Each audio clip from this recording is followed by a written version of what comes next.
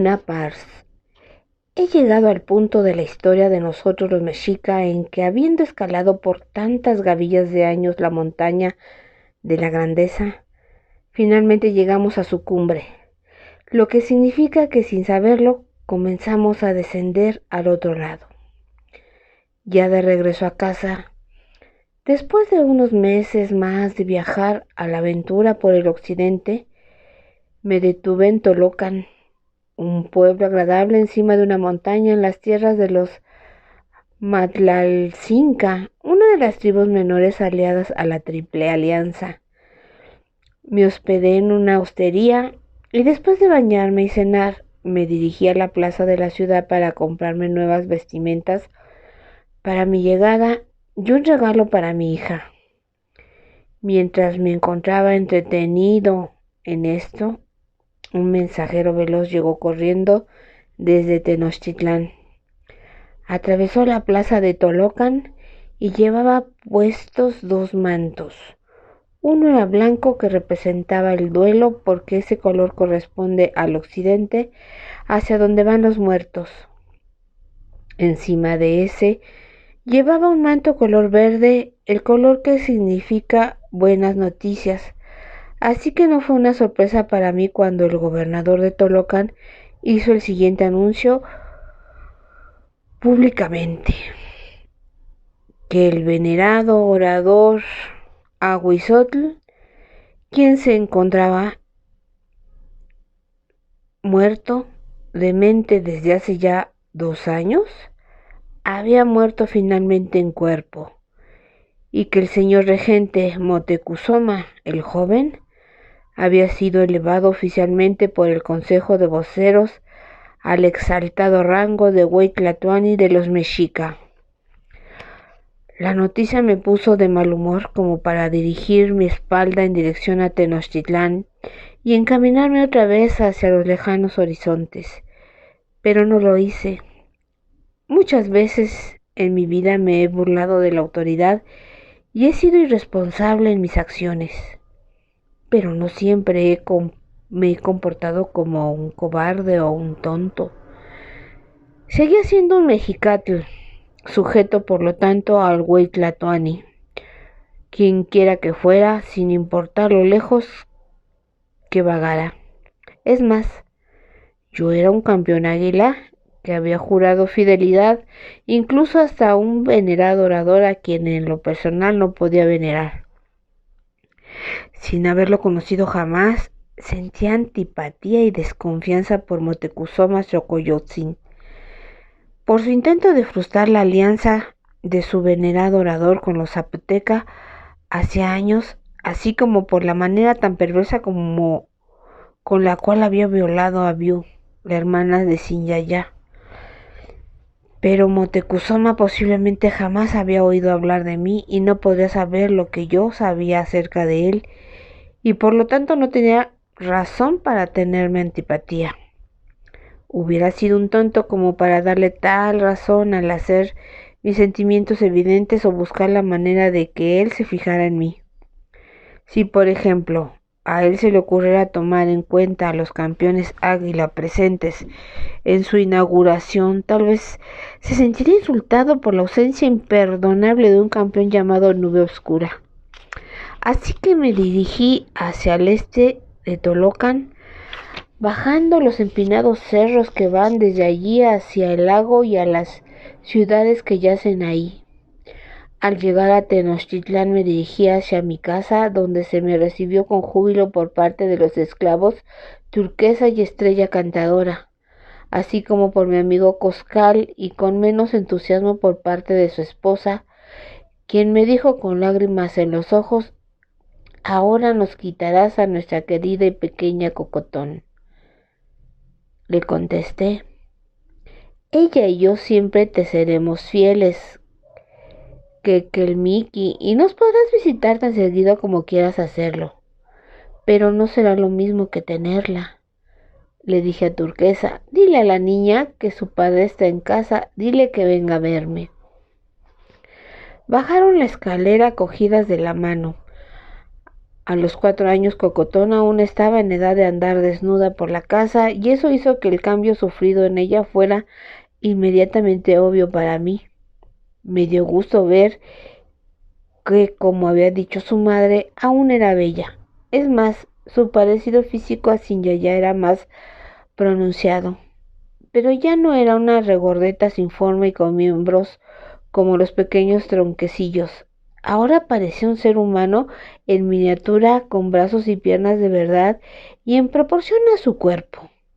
Me había ausentado por 2 años, un lapso de tiempo en el cual un hombre entre los 30 años puede pasarlo sin darse cuenta.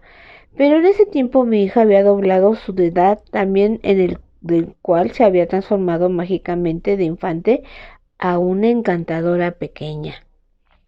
De pronto me sentí mal por no haber estado presente para observar su florecimiento, como el desdoblar de un lirio de agua en la noche.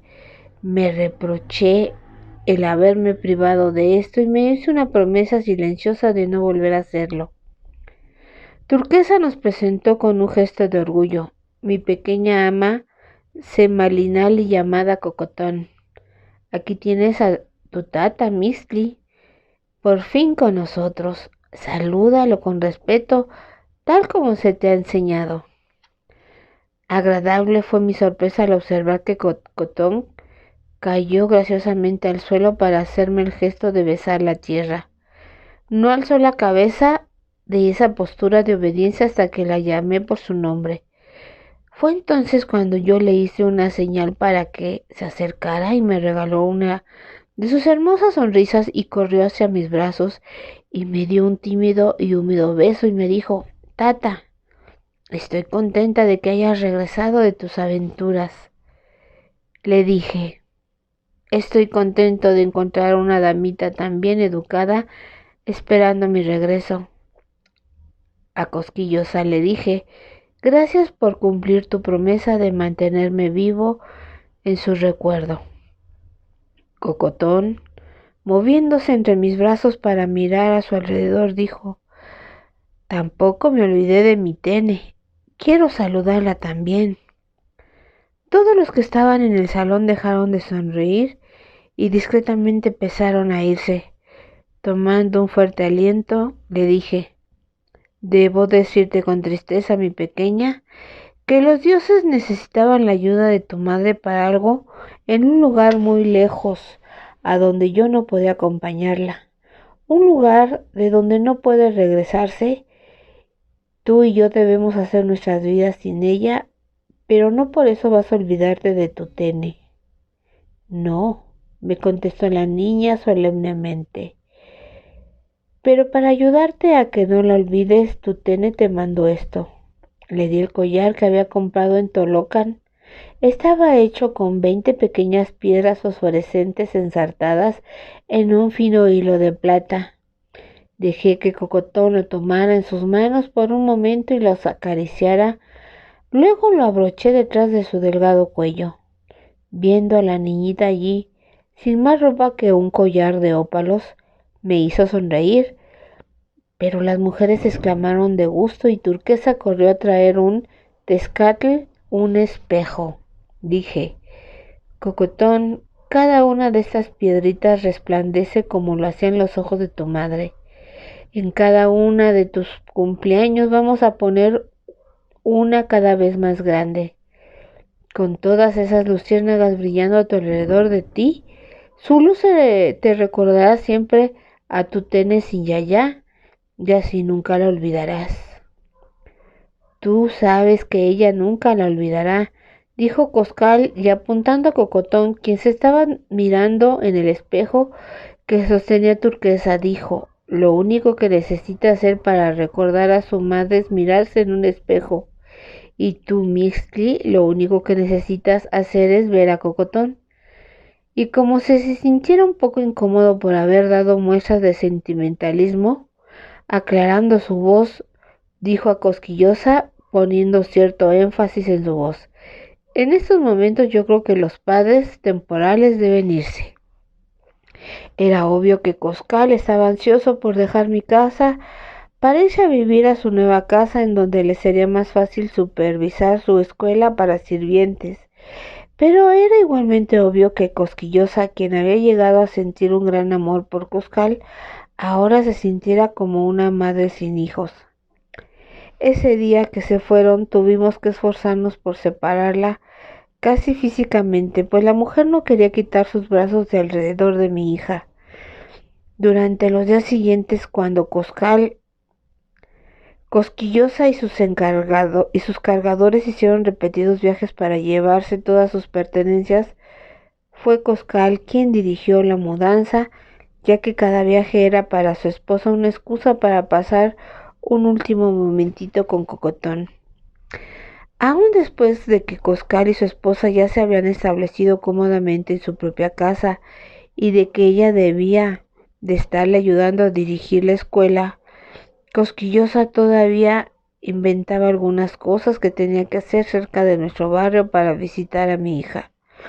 De hecho, yo no podía quejarme, pues comprendía que mientras yo me estaba ganando el amor de Cocotón, Cosquillosa estaba tratando de renunciar a él. Yo estaba tratando por todos los medios de que la niña aceptara como su tata a un hombre que le era casi totalmente desconocido. Así es que simpatizaba con la pena de Cosquillosa, que tenía que dejar de ser su tene después de haberlo sido por 2 años, y naturalmente necesitaba tiempo para ello. Tuve mucha suerte de que en esos primeros días de mi regreso a casa no fuera llamado a ningún servicio.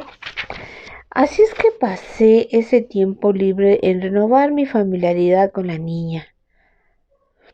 A pesar de que el venerado orador Aguizotl había muerto 2 días antes de mi regreso, su funeral y la coronación de Moctezuma no se podía llevar a efecto sin la presencia de cada gobernador, noble y personaje notable de todas las naciones del único mundo, y muchos de ellos tenían que venir desde muy lejos.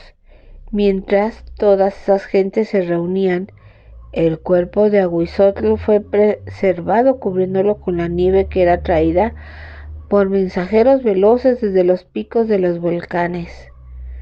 Pero al fin llegó el día del funeral, y yo con mi traje e insignias de campeón águila me encontraba entre toda la multitud que llenaba la plaza, llorando el grito del búho cuando los portadores llevaban a nuestro difunto Huey Tlatoani en su última jornada hacia el mundo del más allá. Toda la isla parecía retumbar con nuestro largo y vibrante lamento, de despedida. El difunto Aguizotl estaba sentado en su silla, pero encorvado, ya que sus rodillas estaban unidas a su pecho por medio de sus brazos. Su primera viuda y sus otras viudas habían lavado el cuerpo en agua de esencia de clavo y de otras hierbas dulces y lo habían perfumado con copali. Sus sacerdotes lo habían vestido con 17 mantos, pero de un algodón tan fino que no hacían bulto. Aparte de todo ese ritual, Aguizotl llevaba una máscara y un manto para darle el aspecto de Huitzilopochtli, dios de la guerra, y el más grande dios de nosotros los mexica. Ya que el color que distinguía a Huitzilopochtli era el azul, también lo era el traje que llevaba Aguizotl, aunque no estaba pintado ni teñido. La máscara que llevaba sobre su rostro tenía delineadas sus facciones ingeniosamente por medio de pedacitos de turquesa unidos en oro. Para los ojos utilizaron obsidiana y nácar y sus labios estaban delineados con piedras sangre hematites. Su manto estaba cuajado de fragmentos de jade que habían sido cocidos cuando se habían escogido aquellos que se veían más azules que verdes.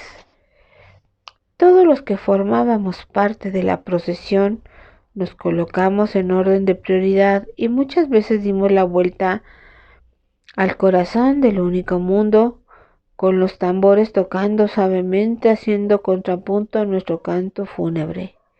Aguizotl en su silla abría la procesión, que era seguida por el oh de la multitud. A un lado de su silla caminaba su sucesor Motecuzoma, pero no caminaba triunfalmente, sino llorando, doliente, como lo demandaba la ocasión. Iba descalzo y no llevaba puesto nada ostentoso, sino solo sus vestiduras harapientas y negras de su época de sacerdote. Su cabello colgaba enmarañado y desgreñado, había puesto polvo de cal en sus ojos para enrojecerlos y para hacerlos llorar continuamente. Después iban todos los gobernantes de otras naciones y entre ellas algunos conocidos míos como Nezahualpilli de Texcoco, Cosiyuela de Huascayac, Tsimtzicha de Michihuacán, que se había presentado en representación de su padre Inquingare, pues este era demasiado viejo para viajar. Por esa misma razón, el viejo y ciego Xicotenca de Tezcali había enviado a su hijo y heredero, el joven Xicotenca. Esas dos naciones, como ya lo he mencionado tiempo atrás, y como ustedes lo saben, eran rivales y enemigas de Tenochtitlán, pero la muerte de un gobernante de cualquier nación imponía una tregua obligada a todos los demás gobernantes a reunirse en público en el duelo de su funeral, aunque en muchos de sus corazones no existía tal dolor sino la alegría por su muerte. De todas maneras, ellos y sus nobles podían entrar y salir de la ciudad a salvo de ser asesinados o cualquier otra clase de traición, pues eso estaba completamente fuera de todas las mentes en el funeral el gobernante de cualquier nación. Atrás de todos los dignatarios visitantes venía la familia de Ahuizotl, la primera señora y sus hijas, luego las otras esposas legítimas y sus hijos, y al final sus numerosas concubinas con sus todavía más numerosos hijos. El heredero reconocido de Ahuizotl, su hijo mayor Cuauhtémoc, llevaba amarrado a una cadena de oro un perrito que acompañaría al hombre muerto en su jornada al mundo del más allá.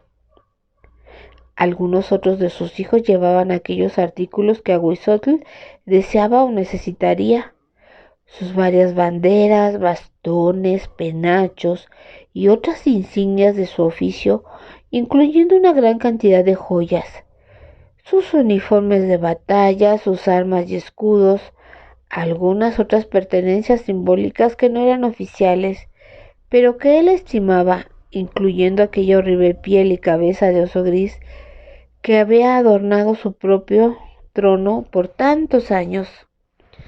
Atrás de la familia caminaban todos los hombres viejos del consejo de voceros y otros hombres sabios consejeros del venerado orador, y sus brujos, sus visionarios y sus repetidores de palabras. Luego venían todos los más altos nobles de su corte y aquellos nobles que habían venido con las delegaciones extranjeras. Detrás de ellos marchaba la guardia de palacio de Ahuizotl, los viejos guerreros que habían servido bajo sus órdenes cuando él todavía no era Huaytlatoani, y algunos de sus sirvientes y esclavos favoritos. Por supuesto, las 3 compañías de campeones Águila, Jaguar y Flecha. Yo lo había arreglado todo para que Coscal y Cosquillosa pudieran estar al frente de la hilera de espectadores, llevando con ellos a Cocotón. Así ella podría verme desfilar con mi uniforme en esa digna compañía, aunque fue un poco embarazoso, ya que al pasar frente a ella, su vocecita sobresalió por entre el canto, los tambores y los oh de la multitud, al gritar alegremente con admiración: «¡Ese es mi tata Mixtli!».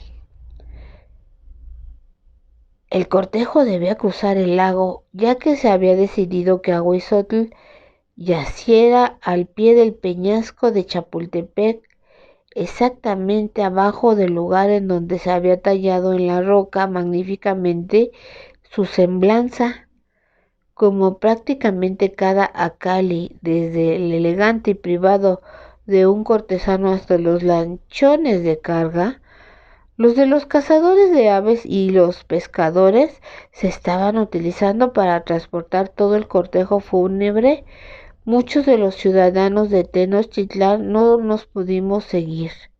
Sin embargo, cuando alcanzamos la tierra firme, nos encontramos con que una multitud igual de Tlacopan, Coyoacán y otras ciudades se habían reunido allí para rendir su último homenaje.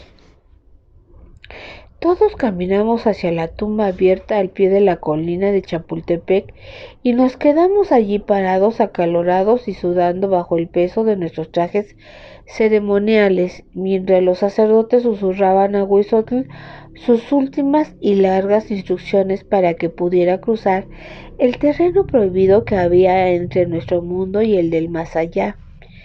En estos últimos años yo he escuchado a su ilustrísima el obispo y algunos pocos más padres cristianos prorrumpir en sus sermones en invectivas contra nuestras bárbaras costumbres funerales, de que cuando un alto personaje muere, nosotros matamos a una gran cantidad de sus esposas y esclavos para que ese personaje sea adecuadamente atendido en el otro mundo. La crítica siempre me ha dejado perplejo. Yo estoy completamente de acuerdo en que esa práctica debería de ser condenada, pero me pregunto de dónde sacarían esa idea los padres cristianos.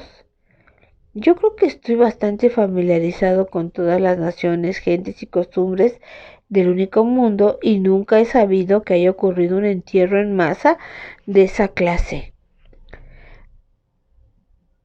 Aguizotl fue el único noble de alto rango que me tocó ver enterrar, pero si algún otro gran personaje hubiera llevado una gran compañía a su muerte, se hubiera sabido. Yo he visto muchos lugares de enterramiento de otras tierras, viejas tumbas sin cubrir en las desiertas ciudades maya, las antiguas criptas de la gente nube de Liobán, y en nuestra solemne he visto los restos de un solo ocupante como lo es el correcto.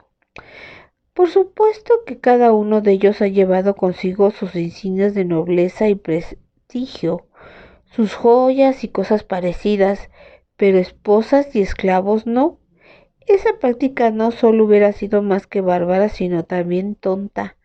Quizás un noble agonizante hubiera deseado la compañía de sus familiares y sirvientes, pero aún así nunca lo hubiera decretado, porque tanto él como ellos y como todo el mundo sabían que las personas inferiores cuando mueren van a un mundo totalmente diferente al que va él.